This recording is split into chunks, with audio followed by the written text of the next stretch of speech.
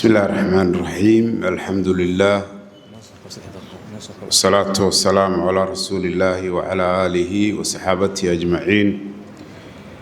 marka hore Ilaahay subhanahu wa ta'ala ayaynu mahad celinayna Allah weyn Rahmaanka ah Rahiimka ah Kariimka ah ina soo gaarsiiyay tobankii dambe ee bishii Ramadaan.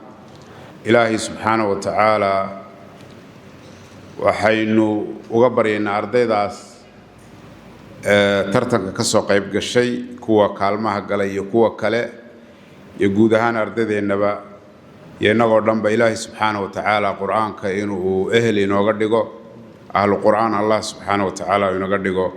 Runtii waxay ku urursan tahay cilmi qofkii doonayana quraanku ku jira sharafna ku dhaqankiisa ayuu ku jira.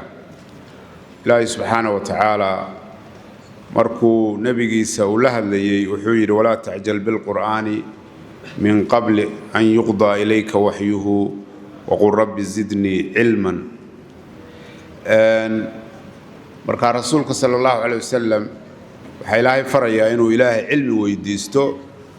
cilmiga la sheegayana waa isla qur'aanka.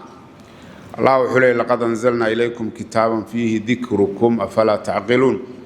وحندين سودتشن كتاب أي كوشرت شرفتين وحي كوشرت كتاب كإلهي سجهر مرنتي سيكون لقن كي سيقاذ الشديسة أيا حلكو ينقسارن يهي رنتي جمعية دا النور نوانم هذا علينا يا شقدا وناكسن يجهد جاي كوبحيان ترتن كان يو أعمال فربضان وكلاء أو أي قبتان إنه قبتان وأقوم هذا علينا والسلام عليكم ورحمة الله وبركاته.